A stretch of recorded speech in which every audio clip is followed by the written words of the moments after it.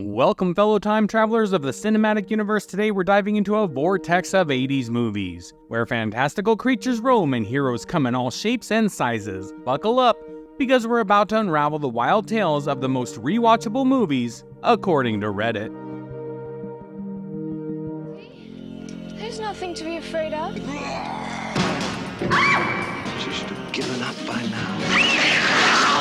She must be stopped! First stop, The Labyrinth.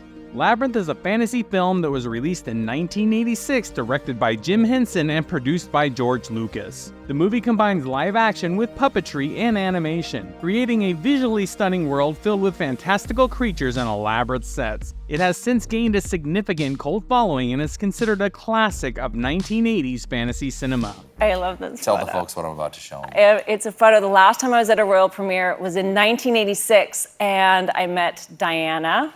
And this was for? It was for the movie Labyrinth, which There you I was a teenager when I made. That's a nice photo. Yeah. You can see how pink my cheeks are. I was so overwhelmed meeting her. It was the labyrinth of perplexing puzzles and David Bowie's mesmerizing tight pants, and the sheer audacity of those goblin costumes. Jim Henson had to have a surplus of green felt lying around, and the amount of Aquanet that went into David Bowie's hair definitely kept the Aquanet company in business in 1986. The puppetry and special effects in Labyrinth were groundbreaking at the time, and really still are. The film's visual design, which was created by Brian Froud, remains one of the most enduring aspects. Jim Henson's Creature Shop was responsible for the creation of numerous fantastical creatures that Sarah encounters in The Labyrinth. David Bowie's portrayal of Jareth, the charismatic and enigmatic Goblin King, was widely acclaimed, and his musical contributions to the film, including the iconic song Magic Dance. You remind me of the babe. What babe? Babe with the power. What power? Power of voodoo. Who do? You do. What? Remind me of the babe. Quiet! A goblin babe. And the ballad As the World Falls Down further solidified the film's status as a classic. I saw my baby crying hard as babe could cry. What could I do? David, what time did you enter the woods? Around 8 o'clock. Then what happened? Then I reached this cliff. It's transmitting in alpha waves with complex frequency patterns in them. I know I fell. It's 1986, man. 8 years since that night. This is totally rad. I mean, you're my big little brother. Next up, we're taking a cosmic joyride with a lost boy in his futuristic sassy spaceship. Who knew metallic orbs can be so chatty? That 80s CGI had the charm of a retro video game crossed with a Rubik's Cube. And can we please bring back those neon jumpsuits? Now, this may be an unpopular opinion, but a little ways into the movie, Max's voice changes from the direct and astute voice to Paul Rubin doing his Pee Wee Herman voice. And I 100% preferred the first voice, and even as a kid thought this turned a little silly. I will not fry your brain. How do you know? I have been programmed with superior intelligence. Lie down. Okay.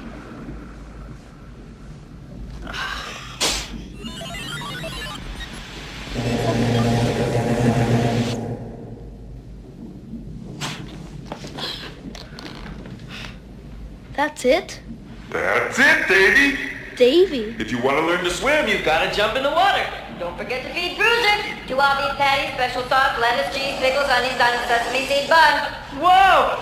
This can't be happening. The movie combines elements of family drama, comedy, and science fiction to create an engaging and imaginative story. The film's story revolves around a 12-year-old boy named David Freeman, played by Joey Kramer, who mysteriously disappears for 8 years and reappears without having aged a day. It is then revealed that he had been taken aboard an alien spacecraft, which is a futuristic sentient spaceship called Max. As David attempts to adjust to his new reality and the changes that have occurred during his absence, he forms a bond with Max, the ship's artificial intelligence. While it may not have been a box office smash, Flight of the Navigator has remained a beloved part of many people's childhood and continues to be appreciated for its heartfelt storytelling, imaginative premise, and nostalgic charm. My buddies and me, you're getting real well known. Yeah, the bad guys know us and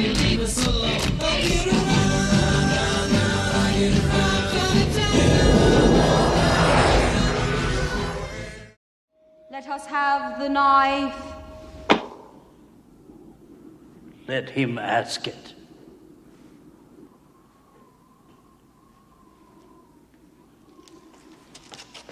I said, I want the knife. Let him ask again.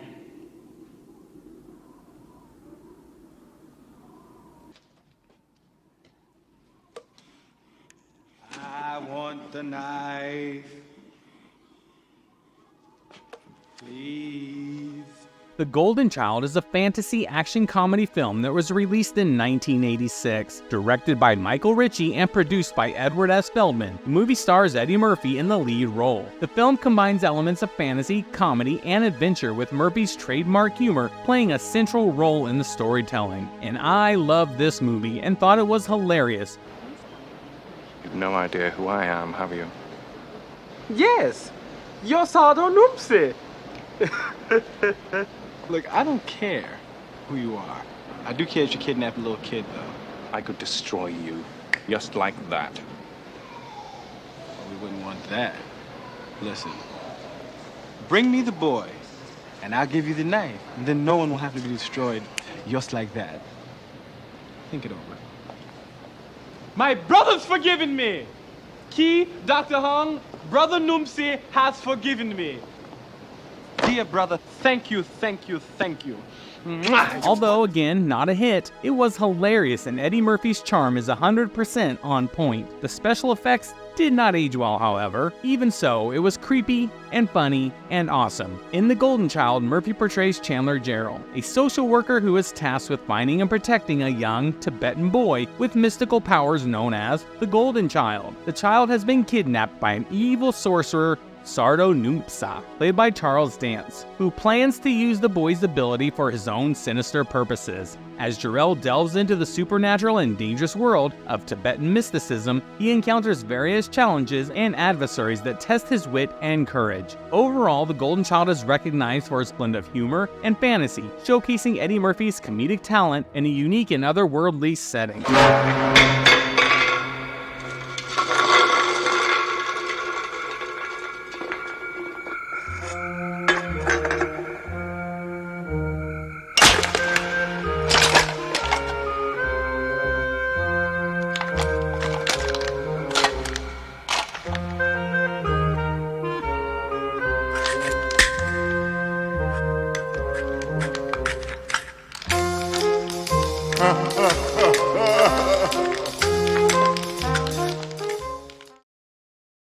That's it. I'm calling the cops. Go ahead. Call the cops. I come here to help, and what do? You turned me in. No, don't feel guilty about me. So long, and thanks for nothing. That's the closet.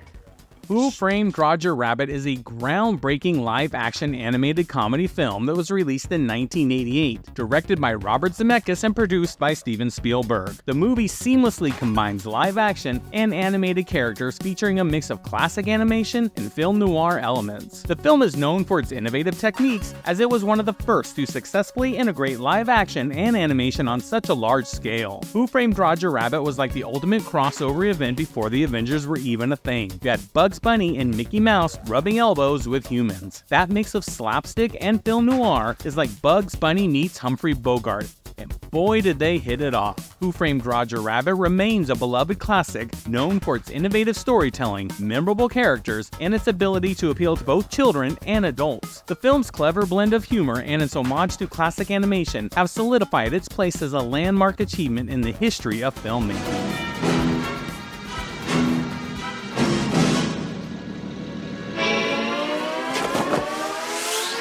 Smile, you'll know this whole world is a great world after all. Smile, smile, yes, smile.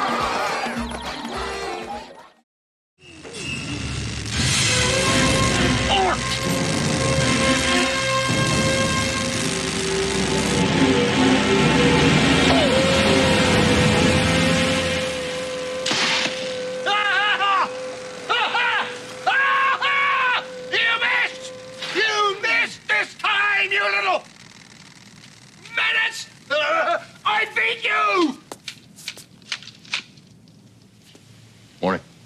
Better Off Dead is a dark comedy film that was released in 1985, directed by Savage Steve Holland. The movie stars John Cusack in the lead role. This film is known for its offbeat humor and satirical take on teenage life and romantic angst, the teenage woes of unrequited love, and absurd paperboy pursuits. Better Off Dead gave us a glimpse into the wild roller coaster of high school romance, complete with an animated hamburger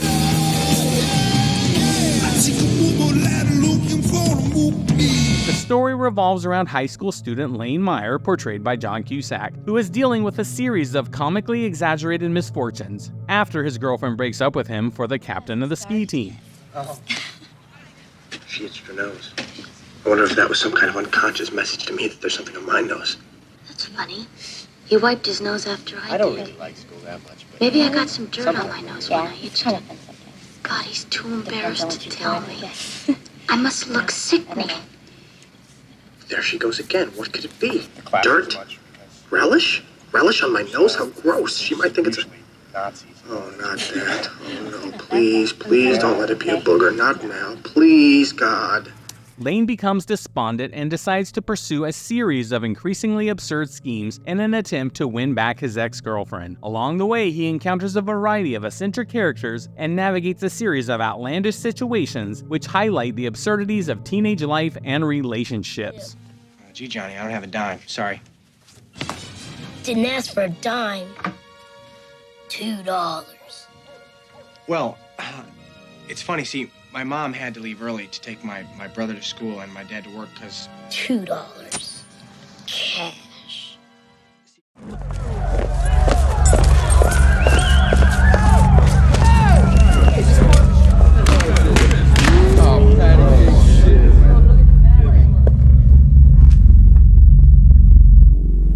Am I the meanest? Sure enough. Am I the prettiest?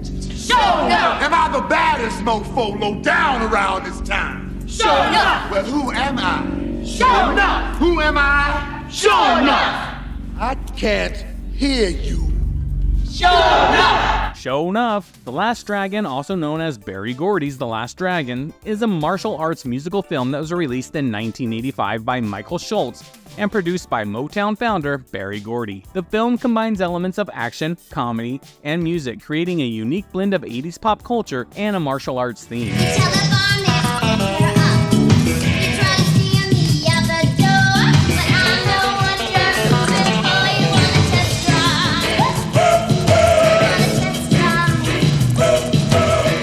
As you watch this movie, prepare for some kung fu kicks and the rhythmic beats of the 80s. The Last Dragon brought us the power of the glow, not to be confused with the power glove.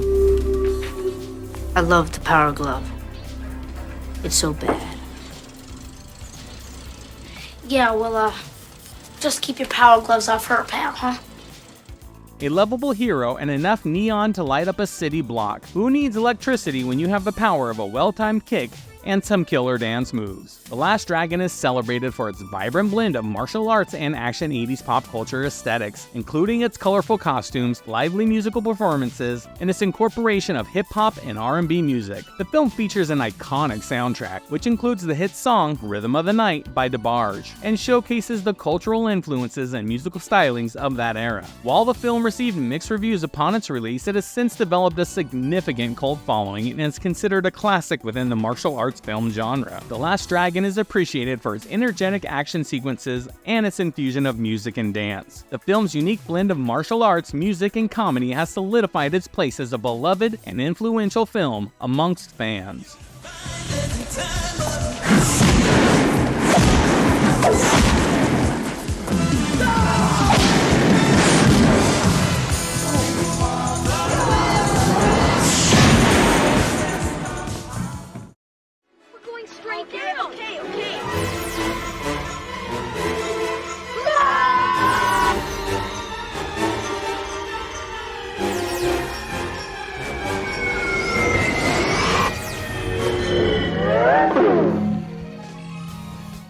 Explorers is a science fiction film that was released in 1985, directed by Joe Dante, and produced by Paramount Pictures. The movie blends elements of adventure, comedy, and science fiction to create an imaginative and whimsical story centered around the adventures of a group of young boys, which means it's time to blast off as this trio of young adventurers and their homemade spacecraft blends childhood dreams and a backyard space odyssey. Can we all agree that building spaceships in our backyard should have been a legit hobby back in the day? Also, it was an 80s movie, so of course we had to have the scene where the teenage boy tries to spy on their crush.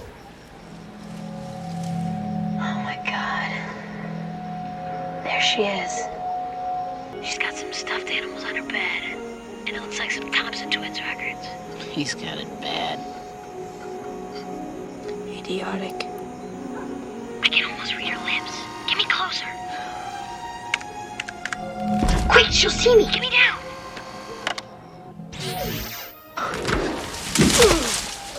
The film follows the journey of the three friends, Ben Crandall, played by Ethan Hawke, in his film debut by the way, Wolfgang Mueller, played by River Phoenix, and Darren Woods, played by Jason Presson, who come together to build a homemade spacecraft after Ben has a reoccurring dream about the circuit board. Their invention leads them to embark on an unexpected intergalactic adventure, where they encounter alien lifeforms and experience the wonders of outer space. Now, similar to Flight of the Navigator, for me it gets a little too silly after they arrive to the alien planet. It feels like a very big missed opportunity which could have been very profound, but the aliens are just goofy.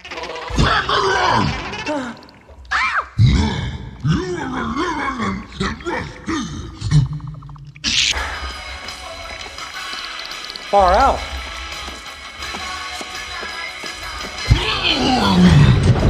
It's almost like watching Mac and Me. Despite receiving mixed reviews upon its release and from myself, and not performing well at the box office, Explorers has garnered a dedicated following, particularly among fans of 80s science fiction and adventure films. The movie's heartfelt storytelling and endearing performances from its young cast and its imaginative portrayal of space exploration have solidified its place as a nostalgic gem within the realm of science fiction.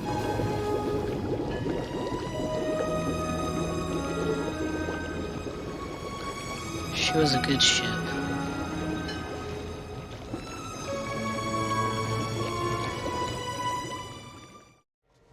One more move, and your friends will not live to see another day. I give you a choice.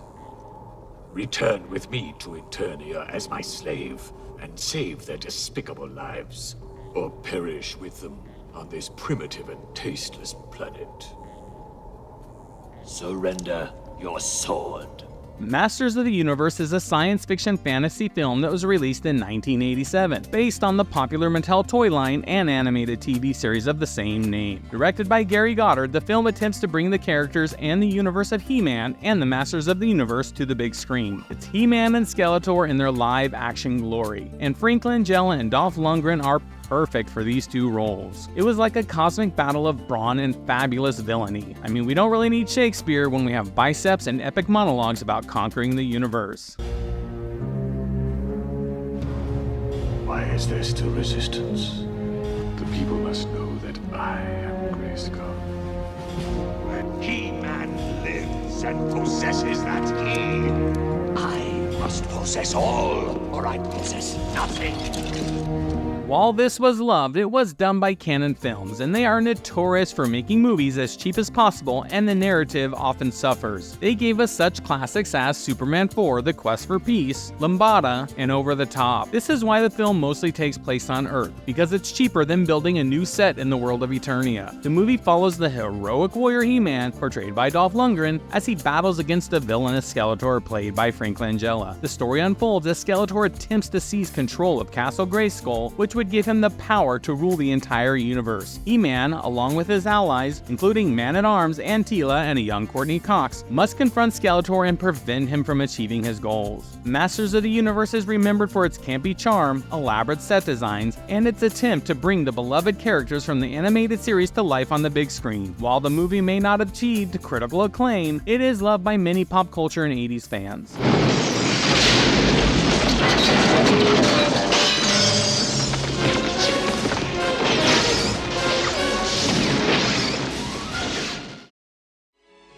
Luck.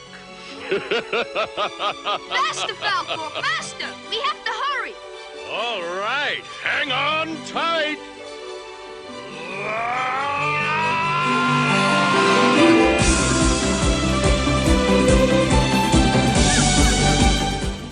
The NeverEnding Story is a fantasy film that was released in 1984, directed by Wolfgang Petersen and based on the novel of the same name by Michael Ende. The movie combines elements of fantasy, adventure, and drama to create a captivating and imaginative story. The film is known for its stunning visual effects, enchanting narrative, and its exploration of the power of imagination and storytelling. And of course, the song.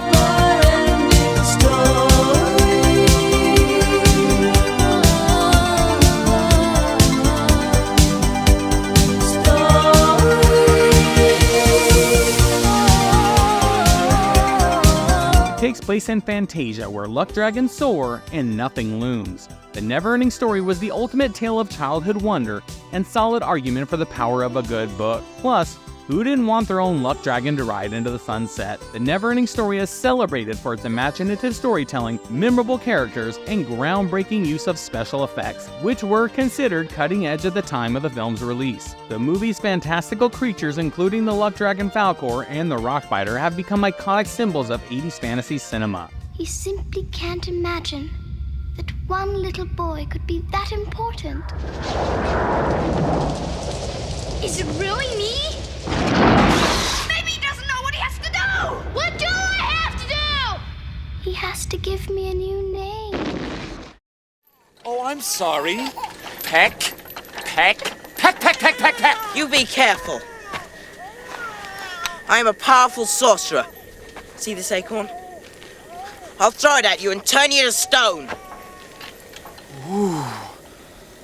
I'm really scared. No, don't! Don't! There's a peck here with an acorn pointed at me!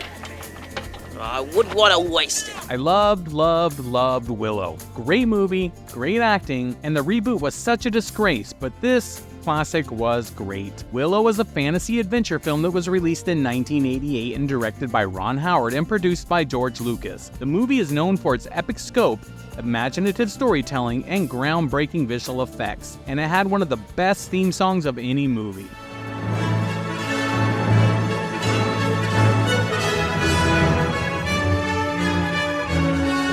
The film is set in the fictional world filled with magic, mythical creatures, and epic battles between the forces of good and evil. Willow is celebrated for its elaborate world building, its memorable characters, and groundbreaking special effects, which were considered cutting edge. The movie's visual design, created by artist and designer George Lucas, showcases a rich and vibrant fantasy realm populated by mystical creatures, magical spells, and epic landscapes. Despite receiving mixed reviews on its initial release, Willow has since gained a dedicated following and is regarded as a classic within the fantasy adventure genre. And Warwick Davis was the perfect Willow. And come on, Val Kilmer as Mad Mardigan was funny, charming, and just superb acting.